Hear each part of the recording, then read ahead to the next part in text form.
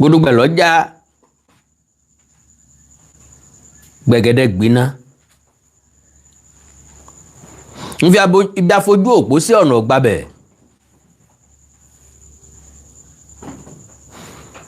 bí ìròyìn tá a gbọ́ bá jẹ́ òdodo gbogbo ọmọ káàárọ̀ oòjíire ọ̀rọ̀ délẹ̀ ṣé ká sọ wípé ọjọ́ gàtí kọjọ́ gàtí gbódúgbẹ̀ ọ̀rọ̀ fẹ́ já gbẹ̀gẹ́dẹ́ fẹ́ gbiná. Like I said, ṣé ká pé ọjọ́ gàtí kọjọ́ gàtí eégún àti ró wọlé èèyàn àti ró jáde. Ọ̀rọ̀ lórí àwọn ọmọ Awore Sele tí wọ́n jí gbé tí wọ́n jí kó. Ìròyìn kan máa ń tẹ̀ mí lọ́wọ́. Wọ́n ní gómìnà ìpínlẹ̀ Ọ̀yọ́ onímọ̀ ẹ̀rọ Seyi Makinde mọ̀ nípa rẹ̀. Ó yẹ yín náà lẹ́nu. Mọ̀ ń fa abọ́ ẹ̀ lógún. Àbọ̀ ejò kì í gbénú sà. Bó ló ṣe jọra wọn? Ṣé ẹ gbàgbé? Tẹ́lẹ̀ rí. Onímọ̀ ẹ̀rọ Seyi Makinde náà là ń pariwo. Òun làwọn òbí ọmọ ń bẹ̀. Kọ́dákùn kọ́mọ́jà àwọn faragbà àwẹ̀ ọmọ kọ́mọ́jà àwọn fojú sunkún ọmọ wọn kú ó yájọ ọmọ wọn nà lọ bọ́mọ ọba kú láì kìí ṣe kú àkúfà kìí ṣe ọmọ 39 ni yóò pòórá láàrin ìlú mẹ́ta bẹ́ẹ̀ lọ́jọ́ kan ṣoṣo. Ọlọ́run dáríjì mi, Ọlọ́run dáríjì mi. Bàbá rájà kálẹ̀ àrùn. Ikú sí ọgbọ̀n ọmọ 39 pa. Yóò múra. Torí wípé gbogbo abiyamọ ní ń gbìyànjú kí wọ́n lè jèrè ọmọ, kí wọ́n lè lẹ́yìn. Wọ́n ń sa ipá wọn. Kọ́mọ lè jẹ, kọ́mọ lè mu. Bàbá wa rí ntí ọgbọ̀mọ lọ́wọ́ èèyàn. Àwọn abiyamọ gbìyànjú tàbí gbàdúà pé ntí ọgbọ̀mọ àwọn kó kúkú gbẹ̀mí àwọn. Ọmọ ẹni lọ́la.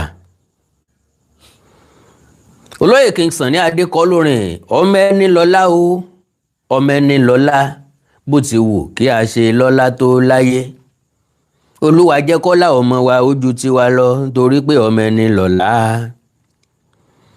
Àwọn àgbà wa ní àdánù ńlá àti ìbànújẹ́ ńlá ní kí màjèsí ó tojú ìyá ẹ̀ rọ̀run bí iná bá kú wọn a fi rú bojú. Ìran ọ̀gẹ̀dẹ̀ ní kú tí fọmọ tí ẹ̀ rọ́pò báládì ọ̀bá sí ń lé ọmọ wọn àjogún ẹ̀bù. Àkàndọ̀rọ̀ Awíkòǹkò ọ̀rọ̀ tí wọ́n sọ lálẹ́ yìí yóò jẹ́ kàyéfì. Òye yé mi pé ẹ mọ̀ mí dáadáa pé bẹ́ẹ̀ tí ọ̀gbọ́yìn kàn inú kì í bà á jẹ́. Bí ọ̀bá jọun àní fi wéhun. Ẹ̀bẹ̀ tí wọ́n kàn bẹ̀yìn náà ni pé bẹ́ẹ̀ ṣe ń wọlé ẹ máa bá ń pín program ọ̀hún. Ẹjọ́ délé kó dóko kọ́ dẹ́sẹ̀ kú kọ́ dọ́nà jíjìn kí wọ́n mọ̀ pé bá a ṣe ń yọ́ sólà ń yọ́ gbọ́ àti pé kò sí ń tọpa mọ́ lábẹ́ ọ̀run.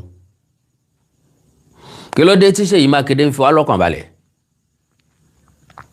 Ó lóun ò ní san táwọn ajínigbé fẹ́ gbà òun ò sì ní tẹ̀sí ìtàn béèrè ṣùgbọ́n láyọ̀ àtàláfíà káfọkànbalẹ̀ láyọ̀ àtàláfíà lòun ó gbà wọn mọ̀ ń kalẹ̀ tí wọ́n sì lọ bá àwọn òbí àwọn pẹ́rẹ́ǹtì wọn àwọn ẹbí wọn láyọ̀ àtàláfíà. Kí ló fi lọ́kàn balẹ̀ bẹ́ẹ̀? Because àwa tá à sí ń jọba ọkàn wa pòròrò. ẹ̀rù ń bà wá, àyà wa ń já bí ọ̀rọ̀ òbésèré kẹ́síkó, àyà mi ń já, ẹ̀rù ń bà mí. So àyà wa ń já, àwọn òbí ọmọ ò lè sùn.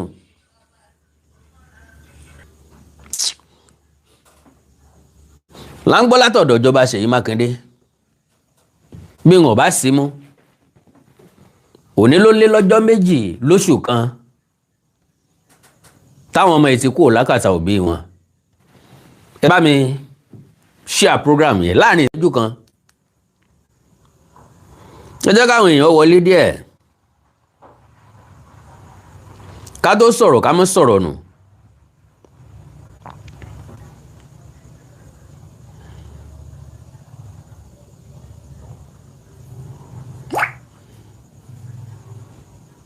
láàrin ìṣẹ́jú kan péré ẹ bá mi share program yẹn.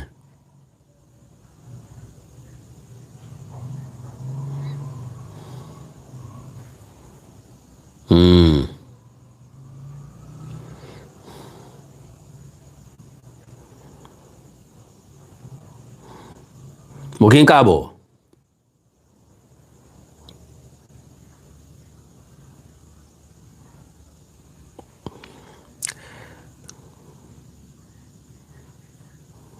ẹ bá ń share program yẹn jọ, bẹ́ẹ̀ ṣe ń wọlé ẹ máa love ẹ máa like. bóyá network ní ń ṣòṣì, bóyá àwọn akóṣìbérò ló fẹ́ máa yọ program yìí lẹ́nu, ṣùgbọ́n bẹ́ẹ̀ yín bá ti ń love tẹ́ ń like, ojú òpó ọ̀dà ọ̀dà ń pé network yẹn ò fẹ́ dá lálẹ́ yìí.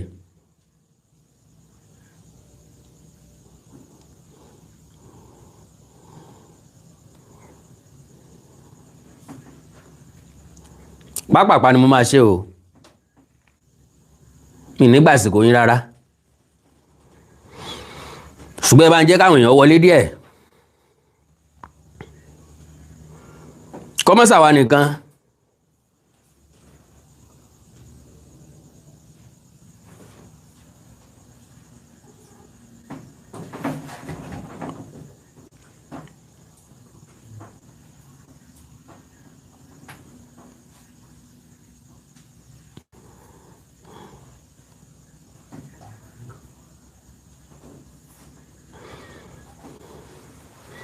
ẹ má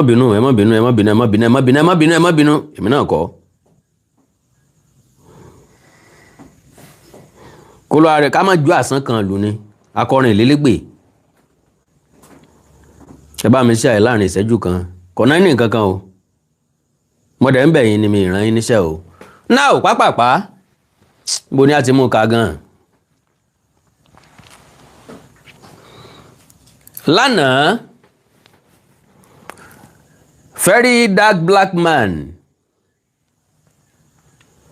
ó wá sí ìpínlẹ̀ Ọ̀yọ́, ó wá sílẹ̀ Ìbàdàn lé Olúyọ̀lé láti wá fẹ̀rúnú hàn lórí nǹkan méjì kọ́, kó ṣòṣèlú. Ṣèyí Mákindé ó jẹ lówó, ṣùgbọ́n nítorí àwọn ọmọ tí wọ́n jí gbé yìí náà ni ń pe ọ̀wọ́ kí làgbẹ́ ń ṣe lóko tí ń dòrú ganjọ́. báwọn tí ń bẹ nílé ìjọba ọba mọ̀ bí wọ́n bá ń sùn káta wọn ń pẹ́ wò, bí àṣọ olórin kan ẹ̀ta wọn ń pẹ́ wò, ẹ̀ta wọn ń pẹ́ wò, káta wọn ń pẹ́ wò. kí náà ń pè ní ẹ̀ta wọn ń pẹ́? Facebook ọlọ ó ti padà, ó ṣẹ̀ṣẹ̀ padà báyìí. kódà wá kú nẹ́tíwọ́ọ̀kì àná kódà. jẹun tó káwọn èèyàn wọlé pápá padà jàre. ẹ má bínú ẹ̀yin tẹ́ wà lórí Facebook. now láì dára wa lágara, láì dènà pẹnu, àwọn tó wà lórí YouTube náà wọlé padà, wọ́n máa wọlé bá wa lẹ́nu ẹ̀. ìròyìn tí mo rí bà mí lẹ́rù, ó já mi láyà. now like I said, àwọn èèyàn kan nítorí òṣèlú ní ìjínigbé yẹn fi wáyé. òye àtìmọ́lé ọ̀rọ̀ yẹn wá ẹ̀sẹ̀ ń tàn sí èmi náà pọ̀jọ́ bẹ́ẹ̀ lóòótọ́. It's like bí kẹ́yìn ó fi nǹkan pamọ́ kó fọkàn balẹ̀ pé kò sẹ́ni tí ó mú ìgbàkigbà tó ń bá débẹ̀ kóun ó mú nǹkan ọ̀hún kóun kì í mọ́lẹ̀ kóun ó dẹ̀ mú kóun bẹ́ẹ̀ náà ni. ṣé wọ́n wá ń tà àwọn security agent nìyẹn àbáwọn náà mọ̀ náà fi ń dómokù náà mo sì nà ni wọn ò fi gbọ̀nà bíi tí àwọn tó jẹ́ àwọn ọmọ yìí kó tí wọ́n ká àwọn ọmọ yìí gbà lọ ní security agent tó fi dorí kọ̀nà bẹ̀. bó bá jẹ́ àwọn ajínigbé ọ̀hún ló nílé tí àjọ ọlọ́pàá lọ wó táwọn wí fún wọn pé wọ́n ń bọ̀ ńbẹ̀ táwọn ajínigbé fi kú ńbẹ̀ káwọn ọlọ́pàá tó débẹ̀ torí kò sí casualty kankan kò sí pọ́wọ́ bẹ ẹnìkankan kò sí pé wọ́n kẹ́fì ẹnìkankan táwọn sọ bẹ́ẹ̀ táwọn sọ fáwọn yẹn tí wọ́n fi kú ńbẹ̀ tá ń ta wọ́n ń pẹ́ tá ń ta wọ́n lólobó kí ló gbé wọn kú ńbẹ̀ bóun náà ṣe mọ̀ pé àwọn ọlọ́pàá ń bọ̀ tí wọ́n fi kú ńbẹ̀ kí ló dé táwọn ọlọ́pàá ò wá wọn síwájú kúrò níbi ilé wọn tí wọ́n láwọn bàjẹ́. Because as far as I'm concerned àwọn ibìkan ń bẹ bá a bá wà lóko tá a bá rí sá òkété èmi wọ́n sọ fún wa wípé ojúṣẹ́ ojútu that is ọ̀nà míì tí òkété lè gbà jáde kò jìnnà bẹ́ẹ̀ òkété nìṣe rẹ̀ dàbí tèèyàn lọ́nà wo òkété ní máa ń kọ́ létí tó ń yọ pálọ̀ ìyẹn là ń pè lápùjù tàbí akùjù òkété òkété nìkan ní máa ń wà nínú ilé tí ó tilẹ̀kùn rẹ̀ yóò ti tiwájú ilé yóò ti tẹ̀yìn kùlé àwọn tí wọ́n bá dóko dáadáa láàrin wa wọ́n mọ nǹkan tí mò ń sọ yóò tètè yé wọn ló fi dàbí ẹni pé àwọn èèyàn tó lọ́jọ́ lórí díẹ̀ ni wọ́n jẹ́ fans mi tó pọ̀ jù àwọn lòye tí mò ìmọ́lẹ̀ tí mò ń sọ máa ń tètè yé torí pé àwọn lọ́jọ́ orí iwájọ àwọn lájọ wà ní same era díẹ̀díẹ̀ nínú àwọn ọmọ Gen Z ló jẹ́ fans mi àwọn tó ń jẹ́ fans mi dàbí alára ó bẹ̀rẹ̀ láti 35 40 45 50 55 60 títí darúgbó àwọn yẹn tètè máa understand nǹkan tí n bá sọ. So òkété nìkan ní yàrá tí ní pálọ̀ ní yàrá tí ní pálọ̀ tí tó máa ń tilẹ̀kùn rẹ̀ òkété nìkan ní lẹ́nu ọ̀nà àbáwọlé àtẹnu ọ̀nà àbájáde tí kìí ṣẹyọ kan àwọn ẹranko tó kù náà àwọn nǹkan tó kù tán máa ń níhò àwọn náà máa ń lójúṣẹ́ bẹ́ẹ̀ bá ti rójú sa òkè ojú sa ikún ẹ̀ sì mọ̀ pé ikún ní ń gbé bẹ́ẹ̀ ikún ìtìlẹ̀kùn ẹ̀ sì lè bá kún lé bó lẹ́ ṣe dá ìsà ikún mọ̀ ta ló wà mẹ́ kẹ́ni yóò wà kíáfù o bó lẹ́ ṣe dá ìsà ikún mọ̀ ẹnu sakún lẹ́rìí tí wọ́n wáyé ẹ̀pẹ̀ sẹ́nu ẹ̀ wọ́n máa wáyé ẹ̀pẹ̀ bí ìgbà tí èèyàn wáyé tí wọ́n kó yé ẹ̀pẹ̀ tó fẹ́ fi kọ́lé wọ́n wà sẹ́nu ẹ̀ ìsà ikún nìyẹn kẹ́ni tí mo fẹ́ mú jáde ńbẹ̀ ní pé mọ́mẹ́ǹtì táwọn ọlọ́pàá ti débẹ̀ àtàwọn security agent wọ́n kó níròyìn dání wọ́n kó caterpillar dání tẹ́ ẹ ti bá ilé táwọn ajínigbé ń gbé erin tí wọ́n fi ń ráàrù tán fi ń dáná erígi tán kó jọ òye yé yín wípé wọn ò gbọ́dọ̀ rìn jìnnà bẹ̀rùn wọn ò lè rìn jìnnà rìn tó 5 kilometers síbẹ̀ yẹn torí àtijẹ àtimú wọn ilé ibẹ̀ náà ló wà wọ́n ń padà bọ̀ nílé àwa débẹ̀ à ń ariwo caterpillar ń dún àwọn èèyàn ó rìn síwájú díẹ̀ sí bí ìbáṣepọ̀ ní mímọ̀ sí àwọn tá a wí yìí nínú ni wọ́n ń bọ̀ wẹ́ kó ń sáìdì bẹ̀ o now kí làwọn tó bí mo sì fẹ́ kẹ́yìn náà ò fi ọkàn mọ́ lánàá táwọn very dark man ń dé Ìbàdàn àwọn ọmọ ìta jáde mo rí fídíò wọn ó tẹ̀ mí lọ́wọ́ wọ́n kó ìgò àdá mo tiẹ̀ tó rí kan nu wọn tó gbé dígà dání wọ́n gbé kọ́rùn wọ́n ní wọ́n wá àwọn very dark man kí ló dé àwọn èèyàn kan wá ní bóyá ìjọba ló rán wọn sí wọn mo á wò pé ẹ má jẹ́ ń da yín lágara n ò fẹ́ kẹ́yìn náà pẹ́ jù lórí ètò yìí Seyi Makinde we have a lot of questions to answer after his tenure as Oyo State Governor. It is time to spill the tea. Ẹ̀yin ọ̀jọ̀gbọ́n mò ń bá sọ̀rọ̀. Ẹ já fi òye làákàyè iye ká fi gbé ìṣẹ̀lẹ̀ yìí ká fi gbé ọ̀rọ̀ yìí ká kàn digest ẹ̀. I am not here to accuse Oyo State government or engineer Seyi Makinde. I am just an analyst. I'm not a judge. Just an analyst. Analysts can analyze any topic. We are more or less like lawyer. We can speak for or speak against or be neutral. So, from credible sources, Seyi Makinde allegedly has hand in the Orire kidnap for two major political reasons. Èmi kọ́ ọmọ kọ́ ó tẹ̀ mí lọ́wọ́ ni. 1. To discredit Bola Tinubu's presidency. 2. To tarnish Oriyomi Hamzat's image using the Gumi narrative. Ó ṣe ṣe ká rú okùn tó kọ jáde àti tó ń tàn orí tó yẹ kọ́. Mo wá kọ́kọ́ rò ó wípé ǹjẹ́ engineer lè ṣe bẹ́ẹ̀? Tó bá ṣe bẹ́ẹ̀ ọ̀nà wo ló fi lè discredit ìṣèjọba Aṣíwájú Bọ́lá Ahmed Tinubu? I can beat my chest. Seyi Makinde ò lè wọlé president. Ṣé wọ́n ń fún ọ ní àbí wọ́n ń jọ́? Bí Seyi Makinde bá insist láti díje fún ipò president bí ìgbà tí ò mórí Ọlọ́run ni. Ǹbẹ̀ kọ́ là ń lọ. Ibi tá ń lọ lélẹ́yìí. Makinde allegedly knows who and where exactly the kidnappers are in the forest. Ẹgbàláyé mi lẹ́ẹ̀kan.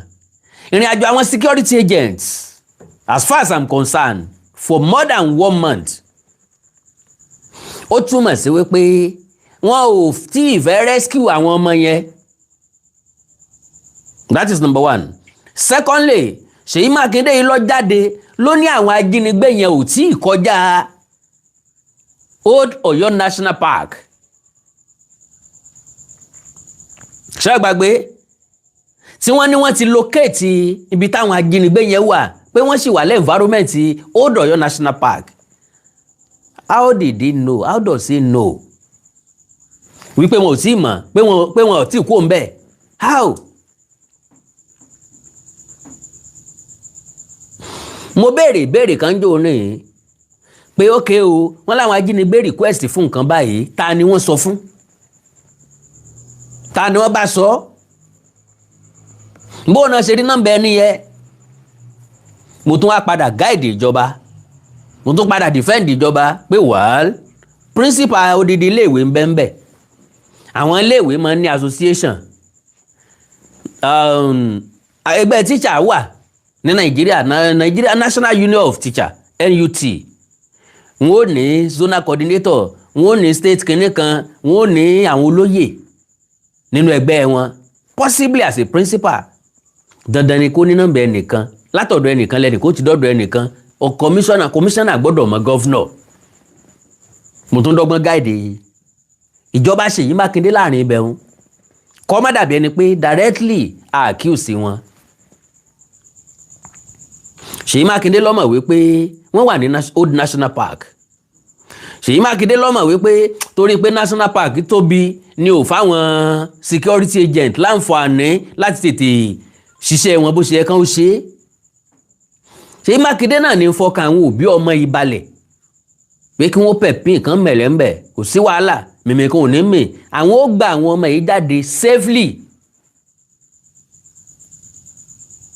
Kí ni ń dá wọn dúró tí wọn ò fi rí wọn gbà jáde láti ẹjọ́ yìí for over 1 month.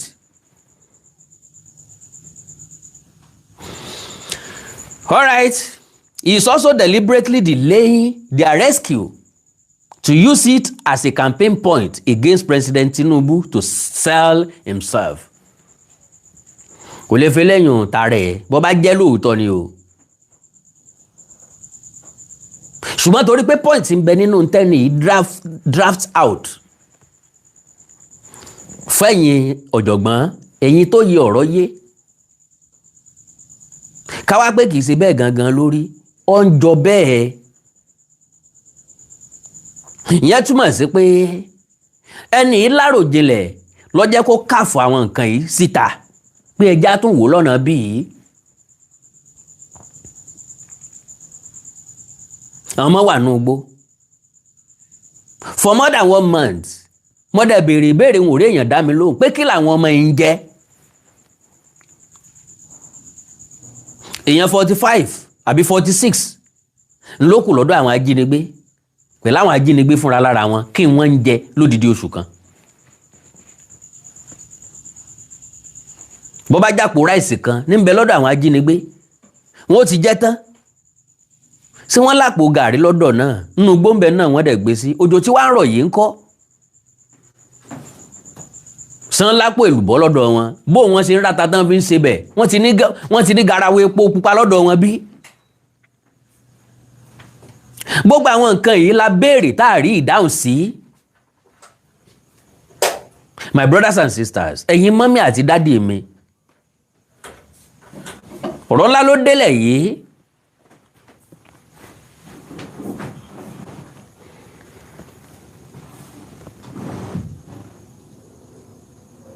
Ṣé Madam Tóyìn Dáúdà ni? Mo rí stíkà tẹ́ rà fún mi o. Ẹ ní mò sí ẹ ní mọ̀ yàlágbára Ọlọ́run. Ẹ̀yin tẹ́ wà lórí Facebook náà lè support program mi. Báyìí ẹ̀yin náà lè subscribe. Tẹ́ bá ti wojú bí comment section yín yẹn ẹ ti máa rí Awikonko television. Please support my page and content by subscribe to my page. Thanks. Ẹ̀yin náà lè support through it. Ẹ̀yin tẹ́ wà lórí YouTube ẹ lè ra sticker fún mi. Irú sticker tẹ́rí yẹn click lórí ẹ̀ yóò gbé lọ síbi táwọn sticker yẹn wà. Tàbí ibi tẹ́ tí wò mí yẹn wò sálẹ̀ ẹ máa rí $sign bẹ̀. Ẹ click lórí ẹ̀ yóò gbé lọ síbi táwọn sticker yẹn wà. Kí n mọ́ gbà kò yín torí time. He's also deliberately delaying their rescue to use it as a campaign point against President Tinubu to sell himself. Di àkókò wo ni ó delay release àbí rescue àwọn ọmọ kéékèèké yìí dà? Why tó jẹ́ bẹ́ẹ̀ ni wọ́n choose láti lọ káwọn ọmọ ọlọ́mọ wọnú igbó lọ. Kílèdè tá jẹ́ ń bẹ̀. Ta làwọn yẹn bá sọ wípé táwọn ọgbà lélẹ̀. All right, it is all an arrangement.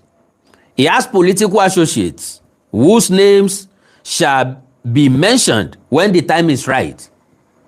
Remember, the attack happened the day after his declaration of intent to run for presidency. Ajekilana, Omakuleni, and he used the security line as a point he would address when he was being announced as APM presidential candidate.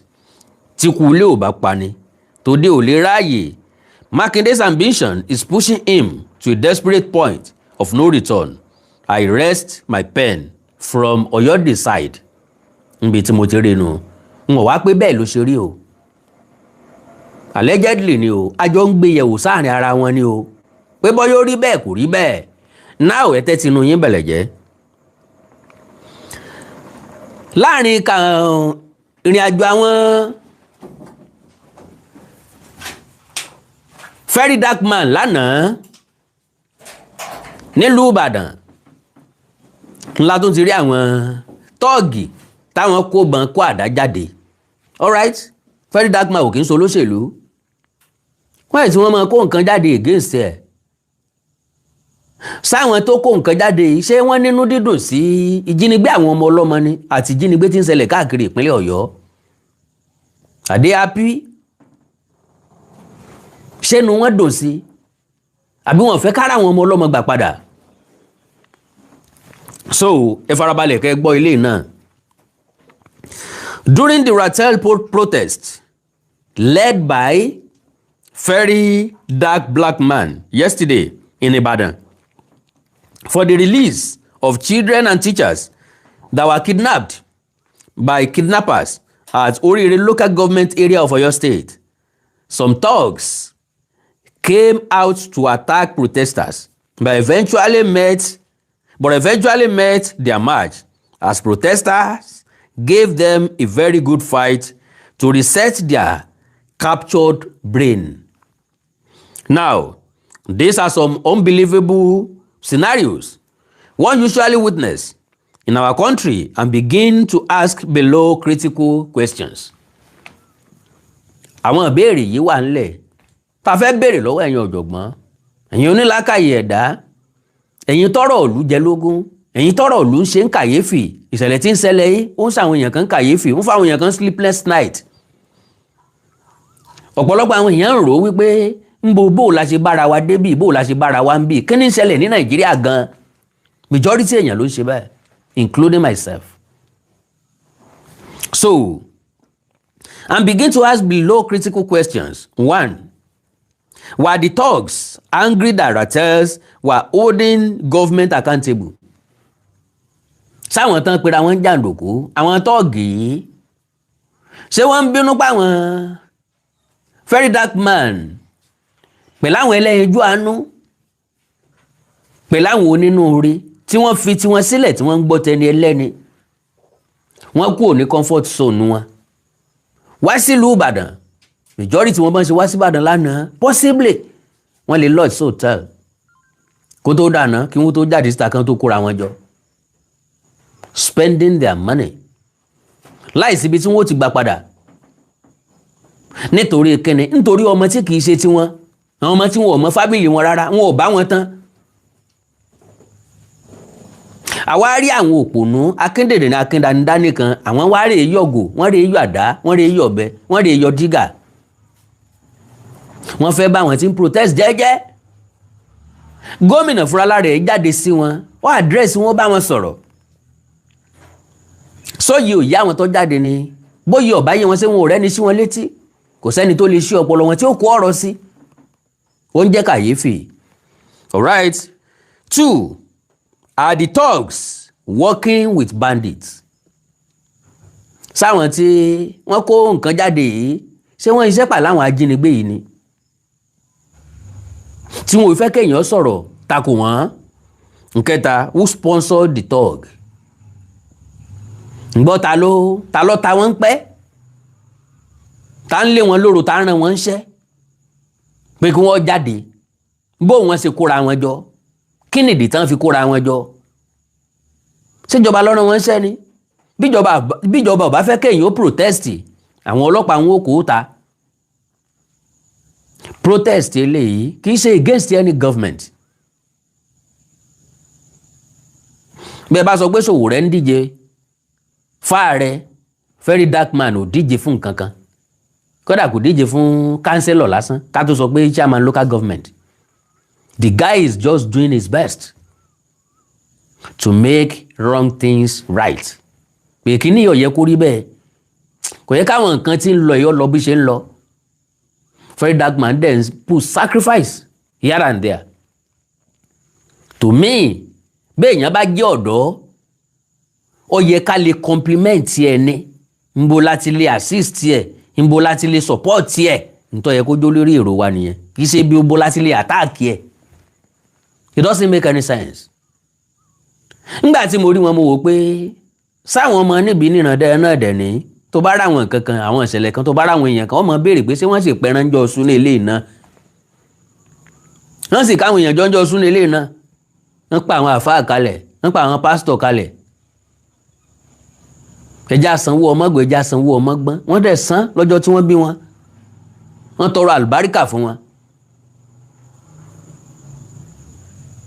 Náà wá ń yọ dígà sọmọlàkejì wọn. Wọ́n ń kó gòdá ní yẹyẹyẹ báyìí. Mo wò pé olórin kan ní ó ní mo rọ́mọ lọ́ọ̀ká inú mi dùn, èrè lọ́mọ Ọlọ́run jẹ́ á bí bàbá bí Ọlọ́run jẹ́ ọgbọ́n mo rọ̀ mọ́ lọ́ọ̀kan inú mi dùn mo èrè lọ́mọ Ọlọ́run jẹ́ á bí bàbá bí Ọlọ́run jẹ́ ọgbọ́n. Another question, if the thugs are sponsored by the government, then does it mean that the government sponsor bandits too? Bó bá jẹ́ pé ìjọba ńlọ́ta wọn ń pẹ́ lọ́rùn wọn ń ṣẹ́, a jẹ́ pé ẹ̀ ń sóògùn àfẹ́ rí fáyán náà ló sàrìnà kò fà díẹ̀ ẹ̀ ń jẹ́ àwọn ọmọ gbé náà ló ní káwọn kan máa lé àwọn kan kí wọ́n máa dà wọ́n láàmú kí wọ́n máa bá ráàyè béèrè ẹ̀tọ́. Orin tí òṣòro kọ òṣòro gbé. Then, other than the bandits themselves, are there other vested interests in this bandit business? Ó possible. Àwọn èèyàn kan lè wà láàrin ìgboro tí wọ́n ráwọn ajínigbé bí wọ́n ṣe ń flaunt owó nínú gbogbo àwọn kìnnì burúkú ìlówó lọ́wọ́ o.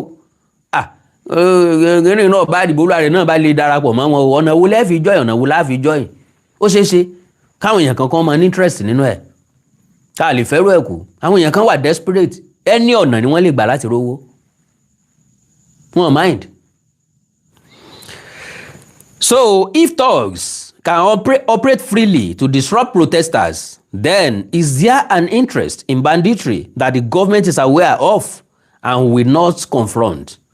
If people are against the children and teachers being rescued from captivity and the opposed protesters agitating for their release in the open, then there is more to banditry than we see in media. Nigeria has a long way to go to end banditry. Onínú dídùn ọlọ́rẹ̀ kan náà lọ sọ síta. Ó pè wá sí àjọ tó nírònú. Èmi náà wá ń pè wá sí àjọ tó nírònú. Ń pè gbogbo àwọn ọ̀rọ̀ yìí. Bó bá ṣe ká mọ̀ fi ṣàwẹ́wà. Bá àbá lè gbégbésẹ̀ kankan lé lórí ẹja àdìmọ́wọ́ àlàáfíà wa ká mọ̀ fi jẹun. Ẹ gbádùn mi. Ká wá mọ́wọ́ tì gbọ́ndò. Ká mọ̀ wo àyọrísí ọ̀rọ̀ yìí. Ǹjọ́ tí wọ́n ó rìlẹ́sì àwọn ọmọ tí wọ́n jí kó. Ǹbẹ̀ tí wọ́n ó rìlẹ́sì wọn sí. Ìròyìn táwọn èèyàn wà fún wa. Ńgbà tí wọ́n bá dé. Why tá a wá wéèsì àwọn olùkọ́ kan? Olùkọ́ tán kọ́kọ́ yìnbọn pa. Pẹ̀lú ọlọ́kadà. Olùkọ́ tí wọ́n dúbí ìgbà tí èèyàn bá ń dú ẹran ràgó nínú igbó. Èèyàn mẹ́ta nìyẹn. Àwọn tó fẹ́ tọpa wọn tí wọ́n ṣe léṣe pẹ̀lú àdó olóró.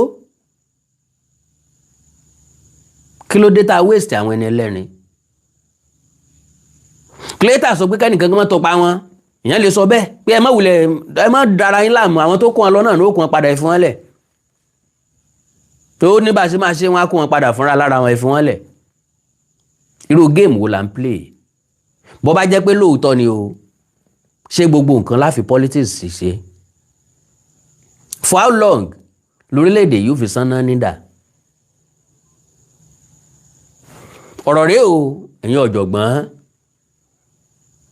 tẹ́ bá lè bá wa dá sí i. Àwọn kókó mo mú jáde yìí. So, +234 915 147 9599 +234 915 147 9599 àti +234 904 851 9362 +234 904 851 9362. Ọ̀rọ̀ rẹ o. Hello. Hello, Awikonko. Yes, sir. Ẹ kú ètò Yes, sir. ẹni sọ̀rọ̀ tán. Yes. Mo ti sọ níjọ́jọ́ pé àwọn Boko Haram wọ́n láwọn tó sponsor wọn. Kẹ́lá àwọn security agencies wa yẹn, informant àwọn Boko Haram wà láàrin wọn. Ká tó lè ṣẹ́gun wọn, wọ́n máa kọ́kọ́ arrest àwọn informant, and track àwọn informant yẹn. You understand what I'm saying? Now, come to the points of that man. wọ́n protest kò ní mínì sí mi. Eléyìí tó ní mínì sí mi ni kán ti rescue àwọn ọmọ tó wà nínú igbó. Let me burst your brain. Ní couple of days ago, wọ́n kidnap àwọn méjì ní Umahia. Wọ́n demand fún 50 million. Àwọn boys tó wà ní ìlú yẹn wọ́n sọ pé ṣíṣì wọn ní fún wọn. wọ́n dẹ̀ wọnú gbótọ̀ wọn. àwọn Boko Haram wọ́n come down to 10 million. Wọ́n ní ṣíṣì wọn ní fún yín sẹ̀. Báwọn boys yẹn ṣe group ara wọn nìyẹn. Wọ́n ní ṣebí igbó àwọn ni reserve àwọn ni. Wọ́n dẹ̀ surround igbó yẹn. Wọ́n dẹ̀ rescue àwọn méjì yẹn. Wọ́n dẹ̀ arrest àwọn kidnapper yẹn. I am very proud pé mo wá láti Ondo. Ó mọ̀ bọ́ ṣe arrest àwọn kidnapper tó yí ní Àkókó. Couple of weeks ago. Àwọn local vigilante. Bẹ́ẹ̀ni. Wọ́n sùn lọ ní. Wọ́n sùn lọ. Bọ́ ṣe capture wọn nìyẹn pẹ̀lú ìbọn wọn. 15 of them. Ìwọ tó bá jẹ́ pé o fẹ́ protest, o fẹ́ káwọn ọmọ people yìí pé ó ká ẹ lára pé o fẹ́ protest. Why can't you gather yourself? Forget about Makinde. Tẹ̀bí wọ́n ti identify ibi tí igbó yẹn wà. You understand what I'm saying? Bẹ́ẹ̀ni. Àwọn local vigilante, àwọn ọlọ́dẹ tó wà nílùú, ìlódé tán surround the park yẹn. Let us be talking about solution. Come protest from now till next year. Kò ní mínì sí mi dàn káwọn ọmọ yẹn jáde. Torí pé kò ní kí Seyi Makinde ó ṣe ju tó bá fẹ́ ṣe náà tẹ́lẹ̀ lọ. Exactly. Yóò kàn máa fọkàn ìyá náà balẹ̀ náà ni ẹni sùúrù náà ló máa sọ. Òun ṣe Seyi Makinde nìkan ló máa ṣe wọn. We are working on it. We are on top of the situation. Gbogbo àwọn governors tó máa ṣe wọn after their tenure wọ́n pọ̀. Gbogbo àwọn senator tó máa ṣe wọn after their tenure wọn tẹ̀ ní immunity tí wọn wọ́n pọ̀. Ta ni ó gbé wọn sẹ́wọ̀n jàre? Mélòó náà ti gbé sẹ́wọ̀n nígbà tá a ti ń ṣèjọba dádì? Let us be èmi rí àwọn tán ti convict tán ti gbé sẹ́wọ̀n. All right, sir. Okay, ẹni tó kó 210 trillion jẹ́ 75 years náà fún now. That's cool, man. Owó tó yẹ ká fi ṣe ná. Ká fi sómi. Ẹnìkan kò jẹ and owó budget Nigeria is 5 trillion. Ẹnìkan dẹ̀ kó 210 trillion jẹ́ àbá ìlòdì. Èmi ò mọ bá a ṣe fẹ́ sọ orí yẹn. All right, sir. All right, God bless you, daddy. Hello. Hello. Hello, sir. Hello. Hello, sir. Hello, Ankoko. Mo wà pẹ̀lú yín, sir. Ẹ kálẹ́. Yes, sir. Ẹ kálẹ́ ṣàlàfíà lẹ́wà. Ọlọ́run ṣeun. Ẹ kú iṣẹ́ Ọlọ́run aróyin lágbára. Mo kàn ní kí n dá sí ètò ìfúnwọ̀nba ìgbà díẹ̀ ni. Torí mo máa pẹ́ ọ̀pọ̀lọpọ̀ èèyàn ló ń pè. Bẹ́ẹ̀ni. Number 1. Kọ́lọ́ má bà wá níwà jẹ́. Àmín o. Kọ́lọ́ má gba ìwà dáadáa lọ́wọ́ wa. Ṣé mo pé number 1 ìgbà tí wọ́n tán lọ kó àwọn ọmọdé ọ̀rọ̀ tí Seyi Makinde sọ ni wípé òun máa nǹkan tó bá béèrè pé òun máa fún wọn kó tó kọ́kọ́ sọ nìyẹn. Number 1 ìgbà táwọn yẹn dẹ̀ máa pè wọ́n náà fẹ́ bá gómìnà sọ̀rọ̀ àbí ní gbogbo ibi tí wọ́n ti ń kidnap ní Nàìjíríà èmi ò rí ibi tí wọ́n tí àwọn bandit máa sọ pé àwọn fẹ́ bá gómìnà sọ̀rọ̀. Iṣẹ́ ìgbádùn mi àkọ́kọ́. Mo wà pẹ̀lú yín. Now nígbà tí Seyi Makinde máa bọ́ síta tó máa sọ̀rọ̀ ó ní àwọn ti ra helicopter láti last year. Ó wà ní Ìkẹjà wọ́n assemble àbíkọ̀kọ̀ plane tẹ́ra ó wà ní Ìkẹjà wọ́n assemble and that was in May. Wọ́n gbé mọ́tò wọlé látòrí omi o wọn ẹ̀sẹ̀ wá assemble ẹ o. Wọ́n kó trailer wọlé látòrí omi wọn ẹ̀sẹ̀ wá assemble ẹ o. Wọ́n kó caterpillar wọlé látòrí omi wọn ẹ̀sẹ̀ wá assemble ẹ o. Ṣebí Nàìjíríà iná la wà nígbà tí wọ́n kó 504 404 504 SRI GL tó ń gbé 505 revolution wá. Ṣebí Nàìjíríà iná la wà nígbà tó ń assemble B2 àbíkọ̀kọ̀ ṣebí Nàìjíríà iná la wà. Bẹ́ẹ̀ni. Báwo ni aeroplane láti last year wọ́n ẹ̀sẹ̀ assemble ẹ̀. Wọ́n assemble ẹ̀ ní Ìkẹjà, ó máa ready ní June. Awíkoko oṣù ti dá sí méjì, oṣù June máa tó tán.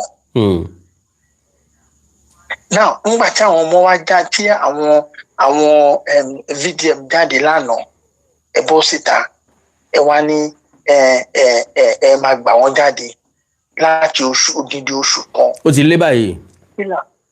Awíkoko tí a bá kú rí, a ṣàfisùn rí. Bẹ́ẹ̀ ni, oorun náà la fi dán kú o. Bàbá kú rí, a ṣàfisùn rí. Bá a dẹ̀ sọ dẹ́rí alẹ́sẹ̀ kọ lọ. Ẹ jẹ́ ká ti bìí ṣáná kí èso oògùn náà. Ọkọ principal tún wá, ó jáde síta. That man was crying like a baby. That man was crying like a baby. Ẹ dẹ̀ hug máa yẹn, ẹ fi àwọn pípín yẹn lọ́kàn balẹ̀ pé kọ́ máa wọ̀rí. Pé ẹ máa gbọ́ jáde àbá Awíkoko. Eégún àtiró ó wọlé. Èèyàn àtiró jáde. Eégún àtiró tó wọlé náà lèèyàn àtiró tó jáde ìta. Lórí òrùlé. Táni tí wọ́n gbé eégún tó wà lórí òrùlé, kápẹ́ntà ni. Bẹ́ẹ̀ ni o. Anything tí a máa ń ṣe láyé bí àṣà bàbá tó wà ní Fresh FM, a ní èmi ò ní ṣe nǹkan tó máa bọ́ orúkọ bàbá mi jẹ́. Bẹ́ẹ̀ lèmi náà. Èmi ò ní so ó kú ó kọ́ lọ tó bá mọ̀ ń pẹ́ Ọlọ́run á dá. Tó bá dẹ̀ tún mọ̀ ń pẹ́ ọjọ́ dàsà Ọlọ́run á dá. Awíkoko ẹ jẹ́ kí n fi ilẹ̀. God bless you, sir. God bless you, sir. Ẹ ṣé mo dúpẹ́ o. Ọjọ́ gàtí. Eégún àtiró enter, èèyàn àtiró come out. Hello. Hello, sir. Hello, sir.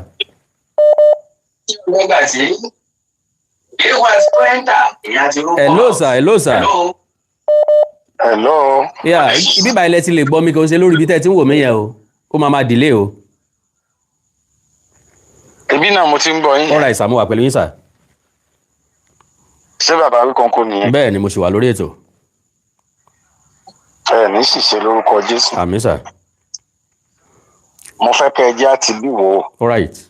Mo sì fẹ́ kẹ́ ẹ nóòtù ọ̀rọ̀ mi. Ó yé mi.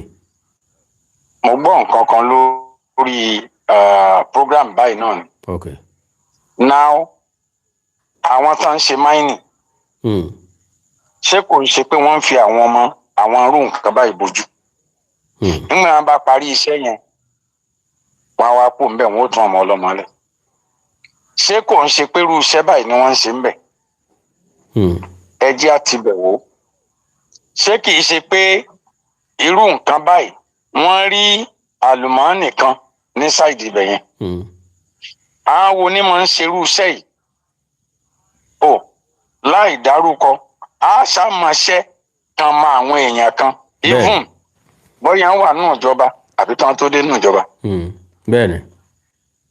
Now, ẹ jẹ́ àwádìí, ṣé kìí ṣe pé àlùmọ́ọ́nì kan wà ní ahoro ẹ̀sìn ẹ̀là tàbí ibi tó súnmọ́ tí wọ́n wá dìfẹ́ǹdì gbogbo àárín yẹn nítorí wípé wọ́n fẹ́ ṣe tí wọ́n bá dẹ̀ ti parí iṣẹ́ tí wọ́n ṣe tí wọ́n wú tán wọ́n wá ní wọ́n á dẹ̀ kú mbẹ̀. Ẹ jẹ́ àti bẹ̀rù. All right, sir. Ṣùgbọ́n mo mọ̀ wípé ẹni tó bá máa tú kó máa tú, ẹni tó bá máa dè ẹjọ́ máa dè. Ọlọ́run ó fojú àṣìbí hàn. Àmín. Lágbára Ọlọ́run, sir. Gbogbo wa pátá á wà láyé á wà láàyè, ibi ò ní bá wa. Àmín, sir. So ẹ máa ṣètò lọ. God bless you, sir. Ọlọ́run á máa tì yín lẹ́yìn. Àmín omi ní wáyé tí o. Thank you. All right, sir. Ó dàbọ̀, sir. Hello. Hello. Bá Awíkoko. Mo mọ̀ wá pẹ̀lú yín. Ẹ wà kálẹ̀ o, ẹ kújọ́ mẹ́ta o. Àwa ni o.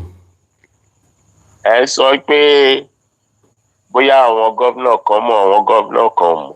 Ẹ ti gbàgbé program kan tẹ́ ṣe bí ijọ́ mẹ́ta bí ijọ́ mẹ́rin sẹ́yìn. Tí Borno State Governor tó ń kówó fún tó yẹ ó máa sẹ́ndẹ̀ sí Katsina tíyẹn náà máa yọ kọ́ọ̀tì tiẹ̀ kó tó kó fáwọn. Ìjọba Zamfara ni. Gọ́vnọ̀ Zamfara sẹ́ndì owó sí kó fáwọn ajé kó fáwọn tó rìpẹ́ǹtì yóò tó gé 20,000 kó ń bẹ̀. Nísìnyí gbogbo wọn jáde ń sìn pé wọn rìpẹ́ǹtì wọn ti di rìlíìsì wọn kàn rìlíìsì wọn sí ìlú wọn níbẹ̀. N táwa fẹ́ ni wípé ẹni tá a bá mú kò sọ̀rọ̀ ẹ jẹ́ ẹ ṣe bọ́wọ́ gbébọn dání ẹ̀yin ò lè gbébọn náà lè bá bọ́n mọ́ yín lọ́wọ́ nínú mọ́tò yìí. gbàgbà lè bá ń bì kankan gan. ibi tí gbogbo ọ̀rọ̀ yìí ti dojú rú èèyàn ń da màálùú ó ń gbé AK dání láàrin ìlú ó fi ń da màálùú ọlọ́pàá ò dá dúró. olórí ẹ̀sìn kan wá ní wọ́n fi ń dáàbò bora wọn ni. wọ́n fi ń dáàbò bora wọn. ṣùgbọ́n tèmi bá gbébọn kọ́rùn tí mo fẹ́ lọ ṣọdẹ wọn ó mú mi pé kí mò ń fìbọn ṣe. àwọn yìí tẹ sọ lánàá wọn tó lọ rọta ọdẹ tó lọ rọta tó lọ ṣe gbogbo ẹ̀. bẹ́ẹ̀ni níbo la bá rọ wọn dé. àwọn ẹni ẹlẹ́ni tá a ti mọ̀ pọ́ dẹ ni wọ́n o. ọdẹ ni wọ́n. a ti mọ̀ pọ́ dẹ ni wọ́n. àní báwo ni àwọn ọlọ́pàá tí ẹ bá rí fídíò ti bí nígbà tó lọ wó ilé ibi káàmpù tó wà. ẹ rí pé gbogbo ibi ilẹ̀ kan wà tí koríko wù bẹ̀ mọ́. tó lọ sálálú. tó lọ. wọn ò dẹ̀ gbìn kankan bẹ̀. gbìn kankan bẹ̀. ta ló bá wọn san ta ló bá wọn san ta ló bá wọn wúgi bẹ̀. ta ló bá wọn. ẹ rí bó ṣe togi ìdáná. bẹ́ẹ̀ni. tán togi ìdáná síbẹ̀. wọ́n sin wìnì kẹ̀kẹ́. yes. igi ṣe gbẹ síbẹ̀. ó dẹ̀ gbẹ síbẹ̀. àrò wọn gan eérú wọn sì gbẹ. eérú yìí fresh. yes. wọ́n ṣe sá kúrò ńbẹ̀. ó túmọ̀ sí pé èèyàn kan ló sọ pé kí wọ́n kúrò ńbẹ̀.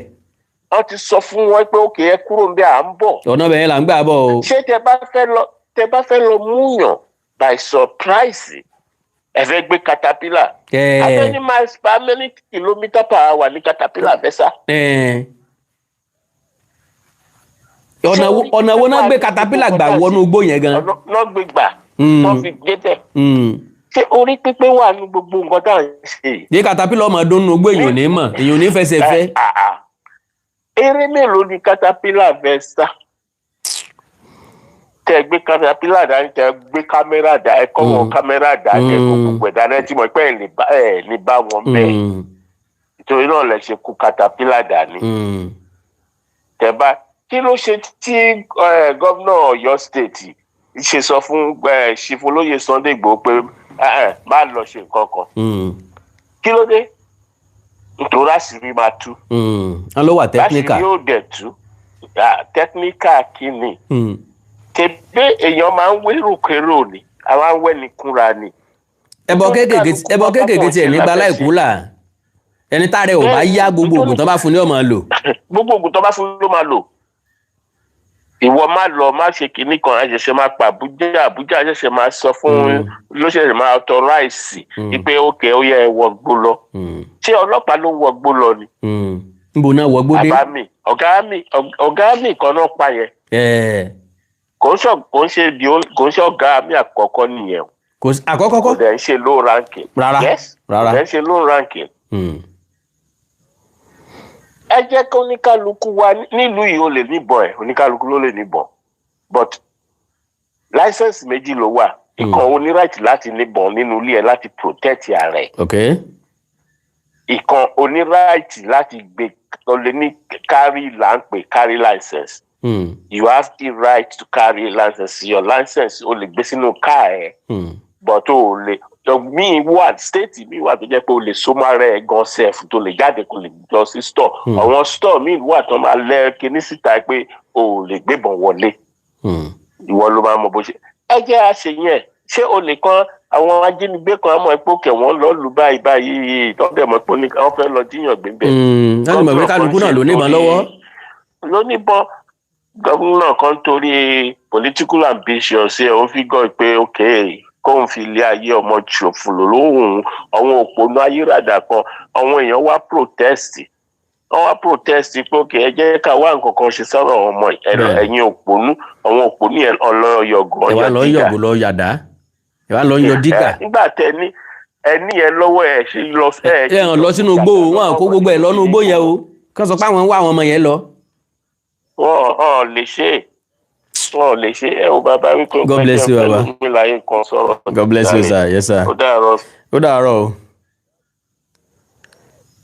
Can you imagine that? People are so cruel. bádájọ́ ayé bá gbogbo àwọn tán bá torí ambition tí wọ́n gbọ́ ọmọ Ọlọ́run ń bẹ òun lẹ́lẹ́sàn kó wá mi ò gbà pé bẹ́ẹ̀ ló ṣe rí o ṣùgbọ́n mo rí pé ọjọ́ gàtí kọjọ́ gàtí fífi wá lọ́kàn balẹ̀ yẹn mean something ọ̀pọ̀lọpọ̀ nǹkan tá à ń ṣe kákàn mọ́ dáyà jáwọn ẹbí àwọn ọmọ yẹn ni káwọn èèyàn mọ̀ sọ wípé ìwò ti wà gan tí a gan ti pọ̀ jù dèwé báyìí èèyàn ṣe ń já dèwé bọ́kẹ̀yàn ò ṣe balẹ̀ kí nǹkan kan mọ́ sàwọn ọmọ yẹn nìkan kọ́ o kí nǹkan kan mọ́ sàwọn olùkọ́ wọn mọ́ àwọn ọmọ lẹ́bí àwọn olùkọ́ yẹn náà lẹ́bí ká má gbàgbé pé ìyá àwọn èèyàn kan ni wọ́n bàbá àwọn èèyàn kan obìnrin tiẹ̀ ló pọ̀ jù láàrin wọn ìyá àwọn èèyàn kan ni wọ́n bàbá àwọn èèyàn kan ni wọ́n àwọn ọmọ yẹn náà lóbi tí wọ́n èèyàn ò lè wá sọ́rí olórí káwòdì ó gbé tiẹ̀ lọ wọ́n ti táyé wọn ṣe nílé ìwé káwọn jẹ́ káyé tí wọ́n bàjẹ́ sínú igbó Ọlọ́run nínú àánú ẹ̀ yóò wà pẹ̀lú gbogbo wa o Àkàndọ̀rọ̀ Awíkonko ẹ jẹ́ mọ́ ọ lọ ẹ like follow page mi lórí Facebook Awíkonko TV àti Awíkonko television ẹ subscribe sí YouTube channel mi Awíkonko TV àti Onídèmọdè TV fún Onídèmọdè game show ẹ wá ní nǹkan pàtàkì tẹ́ fẹ́ kájọ sọ já sọ lórí WhatsApp +234 904 851 9362 +234 904 851 9362 ó rẹ̀ pé mo ní kọ́ọ̀lù o ẹ jẹ́ ń gbé o.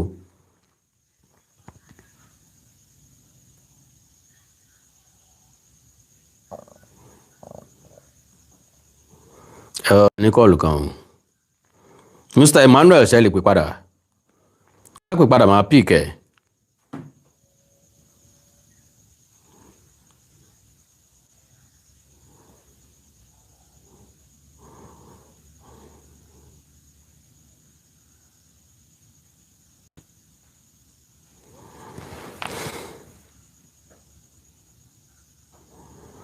bóyá ẹ̀dẹ̀ ti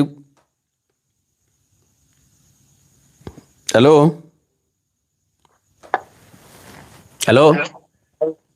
ẹ̀rọ Awíkonko. yes sir. ẹ má bínú mo rántí nǹkan kan. ok.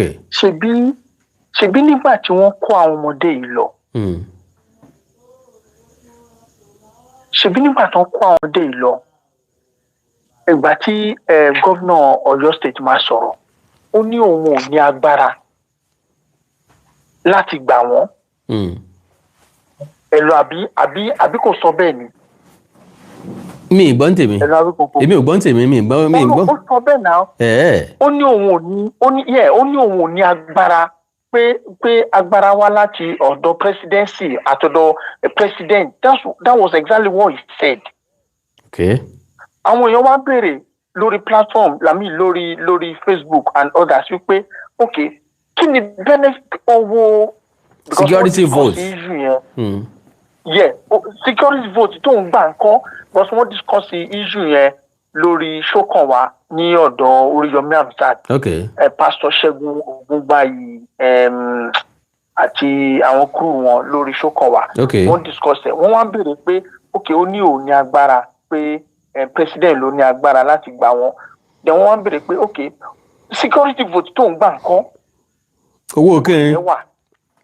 owó kíni mo gbọ́ clip kan tí bàbá Dámi sọ wípé wọ́n halẹ̀ mọ́ òun wọ́n ṣe kíní kan pé ìgbà tóun tẹ̀lé káàkiri láti ṣe gbá láti ṣàwò náà bàbá Dámi ti kọ lẹ́tà sí gómìnà Ọ̀yọ́ state wípé òun fẹ́ ṣe nǹkan báyìí òun fẹ́ ṣe nǹkan báyìí òun fẹ́ ṣe nǹkan báyìí alọ́lárí àràbọ̀ àgbọ́ anything nípa ẹ̀ you kept mute you kept silent now ìgbà tí fídíò wá jáde lánàá ẹ tún wá set àwọn kan máa yìnbọn.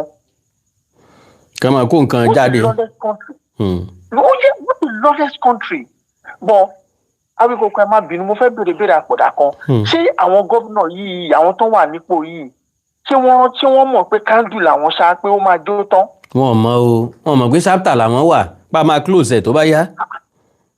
ṣé wọn ò mọ̀ pé kándù ni ìgbà wọn máa jó tán like ṣé wọ́n rí lè ní conscience ṣá. wọn ò ní.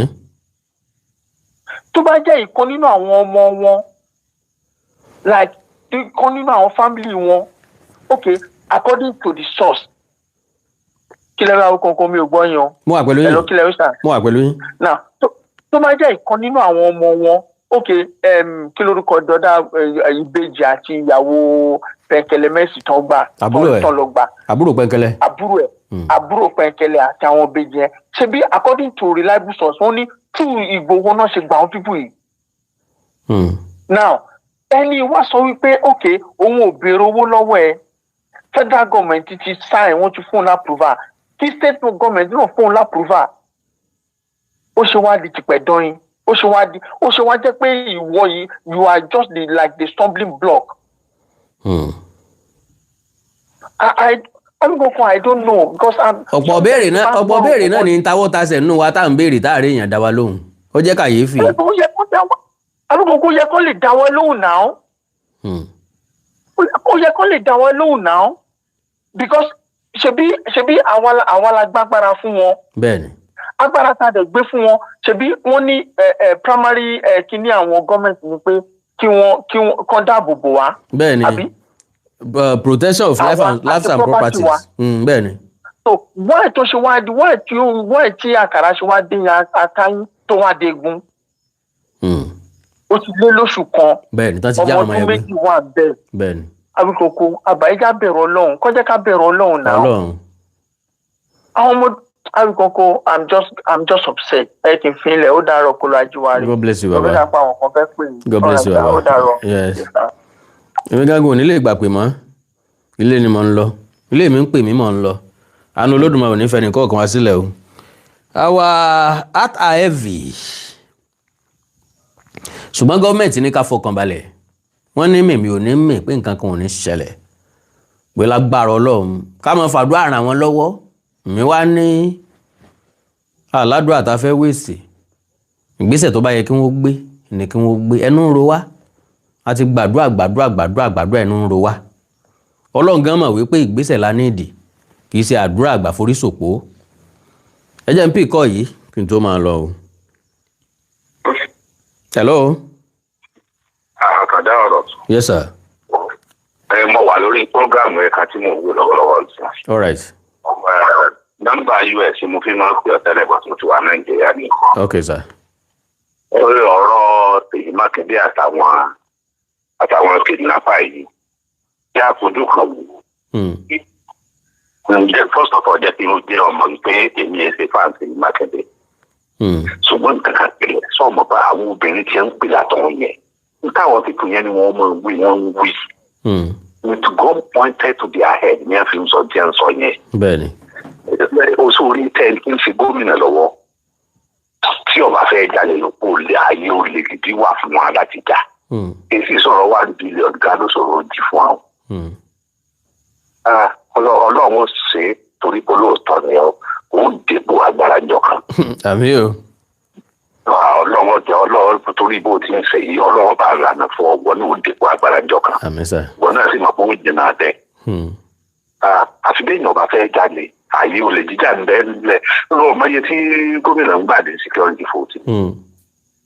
Ṣé the same person tí ó gba adúgbò owó tó gbà fún àwọn ará Bódìjà jọ nìyẹn. Bẹ́ẹ̀ni. Just 5 billion fún wọn tó sì pocket about 35 billion. Can you just imagine that? Kò sì ṣàlàyé bó ṣe náwó dò. Ẹnìkan kan ò sì béèrè ẹnìkan kan ò sì gbọ́ nǹkan kan ọpẹ́lọpẹ́ Fáyọ̀ṣe. Ṣé lẹ́yìn wá lè fọ̀nà ọ̀rọ̀ yín fẹ́ di 1 billion? N kò sí pé bílíọ̀nù ti ń bẹ lárọ̀ọ́wọ́tó ẹ̀kẹ́ ṣe kéke. For security reason owó tí gómìnà ò lè jí òsì. Kò sí. Sórí tóbìnrin yẹn ń sọ ohun tí ẹ ní wí ló wí. Táwọn pípọ̀ ń béèrè tí wọ́n ń béèrè rẹ̀. All right sir. Bẹ́ẹ̀ sọ fún mẹ́ta pọ̀ ní plan tí ẹ ní lọ́wọ́ lè ṣe secretly kan sọ fún wọn ni. Kàkà tí wọ́n ná owó yẹn fún wọn wọ́n ń wọ́n náà ti ná owó yẹn fún US military. Láti wá launch serious attack níbẹ̀.